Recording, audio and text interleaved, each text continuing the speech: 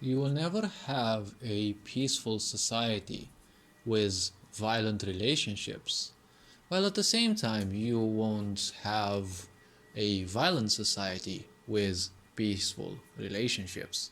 See, all these situations are not connected, but you see, everything is interconnected.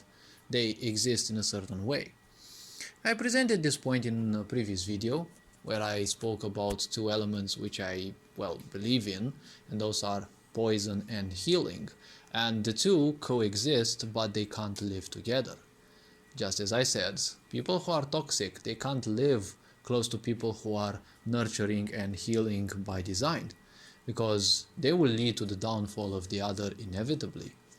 It's like green algae and blue-green algae, right? The metabolites of each of these two races is detrimental and inhibiting towards the existence of the other. So they can never coexist.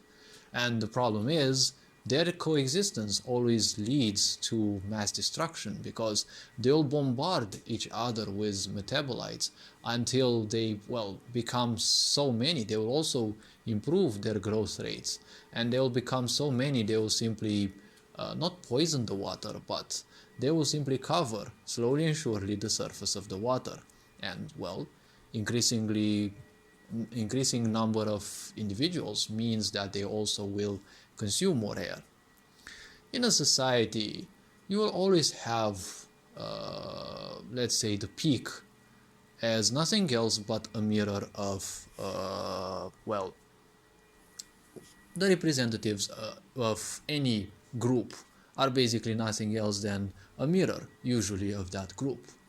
If you look in today's world, there's so much chaos, the whole world is plunging into entropy, and everything is going, down the drain because that's basically what's wanted. And this society is becoming more and more violent because everyone is starting to lose what they actually held as valuable. People are starting to realize that nothing in this world is of any value because, in the first place, it's only a tool that helps you survive, but ultimately it's not something that you will be taking with you beyond the grave. Now, a calm society and a violent society are both represented by one simple detail, right? And that is amongst all trauma, right? A calm society, a peaceful society, is a society where trauma exists, but it's a society where people are more aware, and it's a society where people at least make peace, more or less, with their traumas. Because in a violent society, people are fully unconscious and they allow their traumas to speak for them and take control of them. This is something that, well, should be one of the first lessons in life. If you look back in history, all our ancestors did this one thing. They were pissed off with something, so they started a war, they killed someone or something. They did the sort of destruction, right?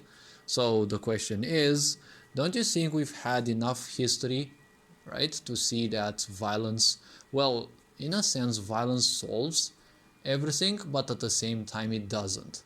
See, in order to rule the masses, you need fear.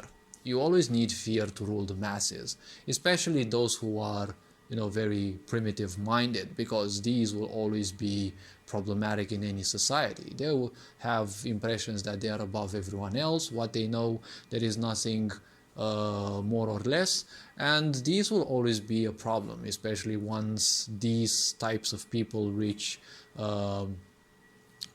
places of power, as we can see quite in many places in the world. All sorts of illiterate and incapable people are acquiring places of power, and their incompetence is simply costing the whole world. And, well, people also suffer because, well, they don't band together to actually ban those people from rulership. Because, first of all, most of those incompetent beings haven't even been elected, right? So a peaceful society is a society that has made peace with most, if not all, its traumas. Because if you can't transcend your traumas, then you're simply not gonna be much of a use. You're gonna attract the like energies, right? Likewise energies. And well, if you let your traumas guide you, you're probably gonna be nothing else than a parent who gave birth to children just so that you can dump your frustrations onto their backs. So you're basically nothing but a problem in society, because you're not only contributing to making things worse emotionally for your life, you're also transmitting that and your generational karma, right? Because your frustrations and your angers, they're not yours.